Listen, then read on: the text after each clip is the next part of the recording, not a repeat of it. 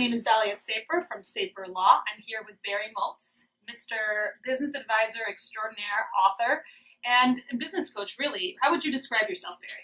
Well, I'm a recovering entrepreneuraholic, right? I've had a lot of businesses, and Daliah, when I sold my last business, my wife said, if you want to stay together, no more of these businesses, She's a smart I had a woman. business, sold business. And you're still with her? How long have you been married? I'm still 23 years this week, so Good. that's a good thing. So I really try to help small business owners get unstuck. I think a lot of people got into their small business because they had a certain expectation, and unfortunately, they haven't met that expectation. They don't really know where to go. So I hope to move them forward to another level.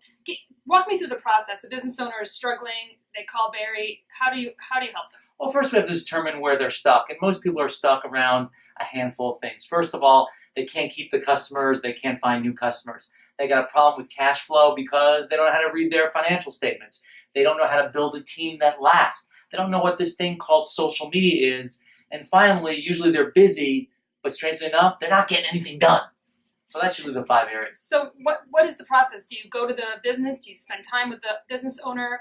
What does a consultation or exchange with you look like? Yeah, usually I'm talking with the small business owner. I don't like to act as a conduit between the small business owner and the employee because I don't think that's really healthy. So we talk about the small business owners, really how they can move forward. So we look at the various systems that exist inside their company. A lot of folks have systems for using their product or their service, but not many of them have systems for sales and marketing, and their finance usually just stinks. So what did you learn from your first entrepreneurial venture? I presume it wasn't successful because you It was moved on not. to another one. It was not. So, the first one thing that I learned was it was really all about cash flow. I learned from James Carville when he was running President Clinton's campaign. He put a sign up in the campaign headquarters that said, "It's the economy, stupid." And every one of my businesses, I've always had a sign that says, "It's cash flow, stupid." We had a business where we were selling advertising. We would get the advertising, we would produce the publication, and then no one would pay us. So I realized you had to get cash up front, and that's really what the problem was in that one. My second business, I learned that it's not about what you're doing, it's who you're doing it with. I met my partners in the classified section of the Chicago Tribune. Really? I didn't know that. I did, and you might want to find a car Did you or a put boat. the ad in? Or did No, I found their ad, You answered their ad. Okay. But you might want to look for a house or a car or a boat in the Chicago Tribune, but you shouldn't find your partners in a classified ad. Or a Craigslist. Exactly. They were the wrong people. And I learned that it's not what you're doing, it's who you're doing it with. And so my third adventure, I actually started with the husband of a woman I went to college with. So we really got along together. I wasn't really excited about the space, but I really enjoyed working with him, and it got to be really fun, and we're successful and sold in '99. Okay, and then what was, I understand that you're an author. What was the first book you wrote, and what was it about? Well, I have 5 books now, so Daliah, it's a complete library. So I think I've said everything I'm going to say. You're done. You've retired. You're writing that. It sits on my son's college bookshelf right next to Ulysses, so Good. I feel good about that. The first book was written in the early 2000s. It was a response to everyone wanted to be an entrepreneur back then. People were making billions of dollars because of the internet bubble, and I wanted to write a book that said, guess what? It can be great to be an entrepreneur, but it's hard. It's a lot of ups and downs, and you know something? You shouldn't do it just because you want to make a lot of money. You should do it because you got passion inside. So that's the first book I wrote. It's called You Need to Be Crazy. Oh, you need to be a little crazy. The truth about starting and growing your own business. And so we just had a 10-year anniversary last year of the book. Congratulations. That's pretty cool, yeah.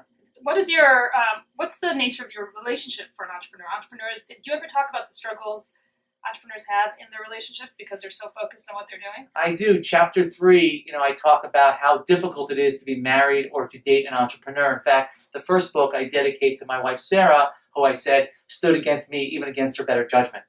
Stood with you. Stood with me. She's more like Florence Nightingale. So there's a Freudian slip there. So, yeah, I think it's very, very difficult because what I say it's like is you're in this tiny little car as an entrepreneur. You're on this winding mountain road, which is the market. You keep banging at the potholes. You keep hitting the guardrails. And the problem is your spouse or your significant other is in the backseat of that car, turned around and blindfolded. If you don't know where they're going, they have absolutely no idea where they're going. When I got home from work, my wife always said to me, "So, honey, how was your day?"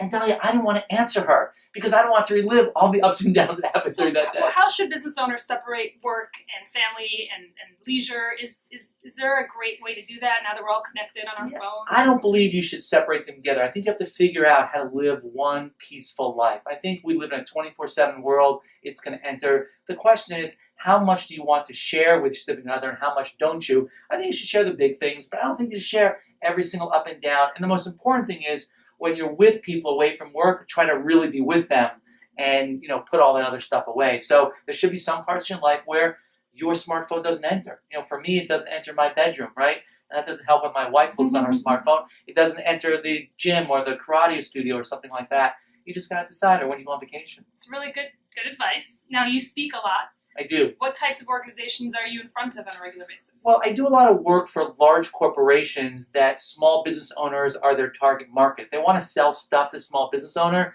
but they realize they've got to do some value add, some content marketing. So I usually work with them on webinars or live speaking events or in writing. I also speak to a lot of organizations of small business owners, everything from the Bowling Alley Association to the Office Supplies Association. The best part of what I do is you meet so many people out there that are involved in so many interesting businesses. I grew up thinking that you just could be a doctor or a lawyer, and there's a lot of other great things you could be in this world. And have you traveled abroad to do this type of work? I have. It's really been a lot of fun, and people pretty much in business are pretty much the same all over. Everyone's got the struggles that you're going through. And when I talk to people, I get up on stage, and the first thing I said is, I've had 3 businesses. I went out of business, I got kicked out of business, and I sold my last business. And people go, he's just like me. And so you're not alone. Everyone goes through similar struggles. So what's the one piece of advice, if you can only pick one? I know you've written 5 books and you speak regularly. If you could reduce it to one statement and one piece of advice, what would that be? Can I do 2 things? All right. So the first one is more business related, which I always say sales is vanity, cash flow is sanity. Keeping your business going is not about your sales. It's about how much money you get to keep at the end of the month, and there's a real difference. And Daliah, if they don't know the difference, you really got to figure out. The second one is one of my favorite saying is, love everyone, trust a few, and paddle your own canoe. And I really like that because you should really approach everyone with love, but only take a few into your real confidence, and really it's up to you to make it happen. Barry, that's great information. Where can people find out more about you? At www.barrymoltz.com. Thank you. And for more videos and advice from fabulous experts, you can go to MeetAdvisors.com.